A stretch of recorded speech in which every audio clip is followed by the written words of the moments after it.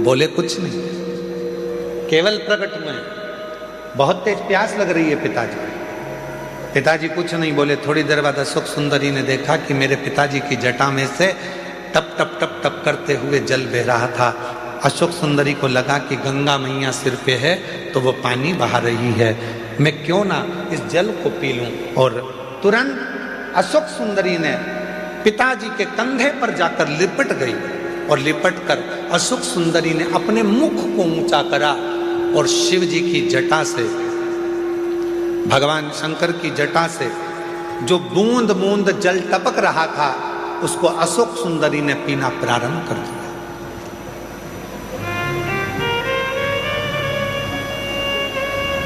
तीन बूंद मुख में गई, चौथी बूंद मुख में गई, पांचवी बूंद मुख में गई, छठी बूंद मुख में गई और सातवीं बूंद जैसे ही मुख में जा रही थी इतने में मां जगत जननी जगदम्बा अम्बा दौड़कर सिंह पर चढ़कर अपनी बेटी के पास दौड़कर आ रही थी।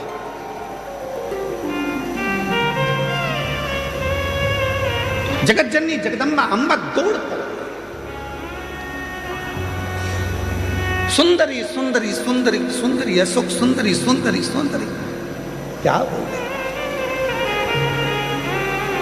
शिवजी ने देखा कि पार्वती जी इतनी जल्दीबाजी में कहां से आ गई। तो पार्वती जी को देखकर शंकर भगवान तुरंत पूछा, क्या हो गया पार्वती, जो तुम इतनी चिल्लाती चिल्लाती अशोक सुंदरी सुंदरी सुंदरी अशोक सुंदरी सुंदरी सुंदरी अशोक सुंदरी करती हुई आ रही हो, क्या हुआ। अरे वो अशोक सुंदरी तुम्हारे पीछे बैठी है, उसको प्यास लग रही थी, पानी नहीं मिला तो वो तुम्हारे शीश से जो बूंद बूंद जल टपक रहा है ना उसको पी रही है।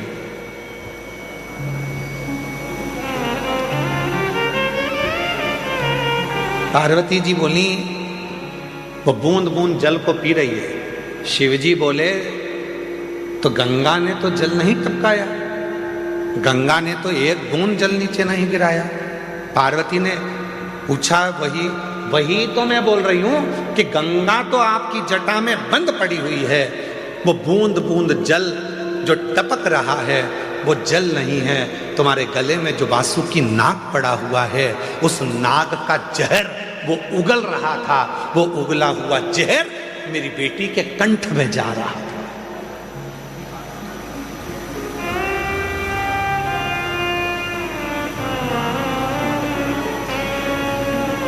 वो वासुकी नाग का उगला हुआ जहर मेरी बेटी के कंठ में जा रहा है, इसलिए मैं अपनी बेटी को बचाने आई हूं। शंकर भगवान बहुत तेज मुस्कुराए, हंस दिए। शिवजी ने कहा, पार्वती तुम मुझे जान नहीं पाई। सुन लेना दुनिया के लोगों,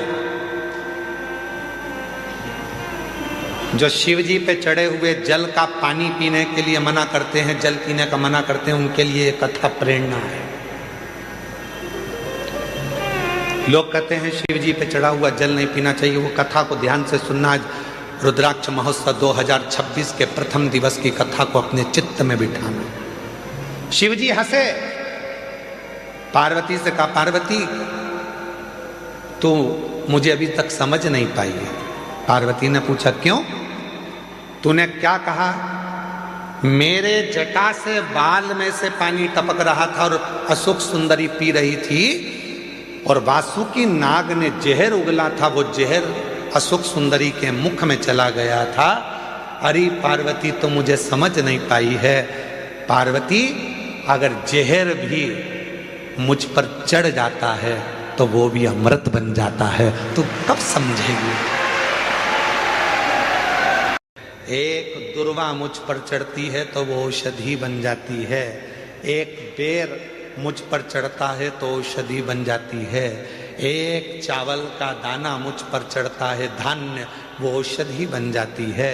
अरे पार्वती जो जल मुझ पर चढ़ता है वो भले कैसा भी हो, वो मेरे ऊपर चढ़कर गंगा जल जैसी औषधि बनकर सुख प्रदान कर देता, औषधि देता।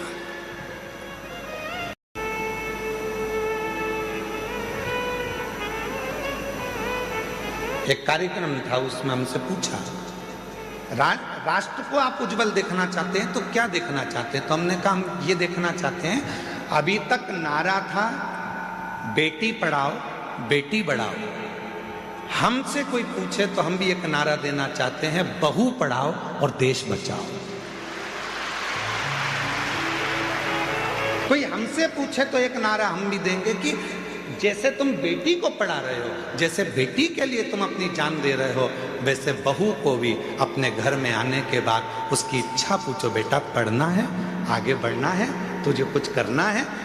जैसे बेटी के लिए हम तत्पर हैं, वैसे बहू के लिए भी तत्पर। बहू के लिए, वो भी तो बेटी है हमारी। एक सुंदर चरित्र है अशोक सुंदरी का। अशोक सुंदरी जी की उम्र थी 9 वर्ष। भगवान शंकर मां पार्वती की सुपुत्री अशोक सुंदरी 9 वर्ष की थी। काशी में भ्रमण कर रही थी क्योंकि काशी उनको प्रिय था।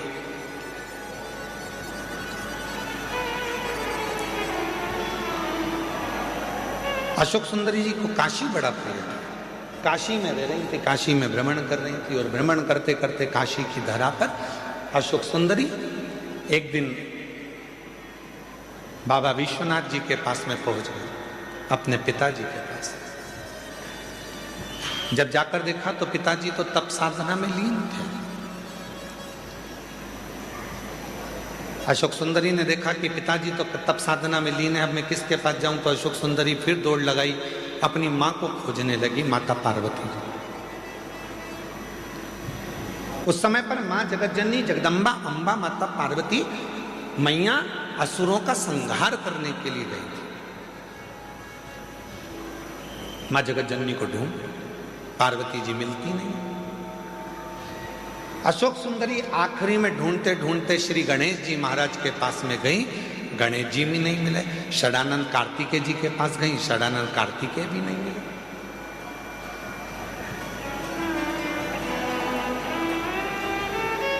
बहुत ढूंढा अशोक सुंदरी जी ने, ना पिताजी मिल रहे हैं, ना मां मिल रही है, ना गणेश जी मिल रहे हैं, ना कार्तिकेय जी मिल रहे हैं। आखिरी में अशोक सुंदरी एक स्थान पर एक वृक्ष के नीचे बैठ गई, मौन होकर। और जो बात हमने आपसे पहले भी कही, आज फिर कहते हैं, जब तुम्हारे मन में अशांति उत्पन्न हो, जब तुम्हारे मन के अंदर बहुत ज्यादा टेंशन हो, अशांति हो, चिंता हो, डिप्रेशन हो, कहीं मत जाओ। एक किसी वृक्ष के नीचे कुछ देर के लिए, ये प्रकृति ने जो हमको वृक्ष दिए हैं, ये हमारे डिप्रेशन को, हमारी अशांति को शांत करने के लिए दिए। किसी वृक्ष के नीचे 10 मिनट के लिए मौन होकर बैठ जाओ और बाबा के ओम नाथ का स्मरण करिए। ओम नाथ का स्मरण।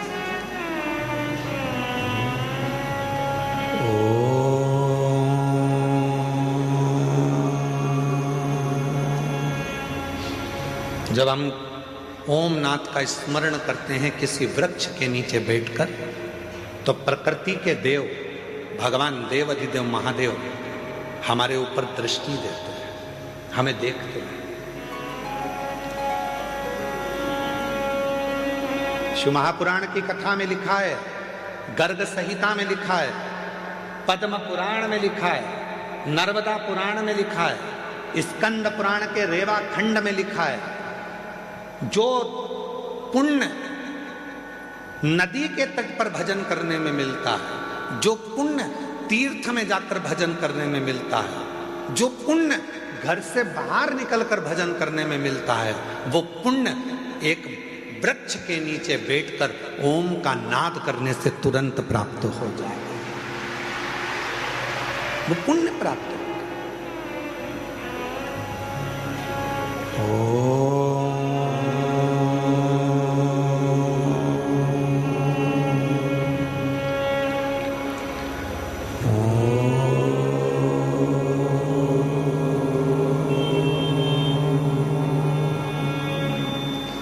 एक नाद शिव से मिलने का। आप भी एक बार उच्चारण करिए, अपने नेत्र को धीरे धीरे बंद कर कर, पीठ को एकदम सीधा कर कर,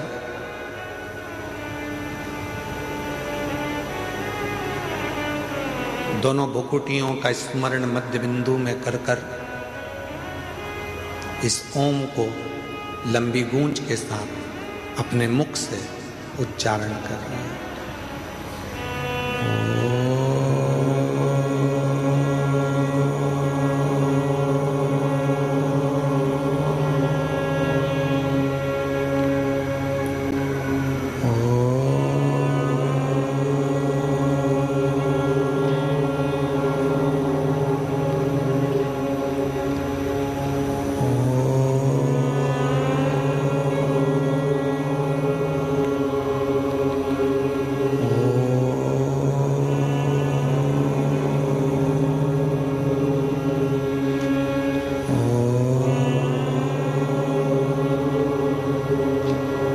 धीरे धीरे नेत्रों को खोलिए,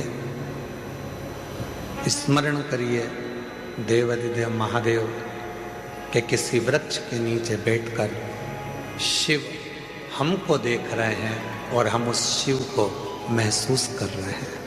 ऐसा लग रहा है कि हमारे पास में हमारा देवाधिदेव महादेव कुबेर भंडारी स्वयं आकर खड़ा हुआ है। वो नाद है।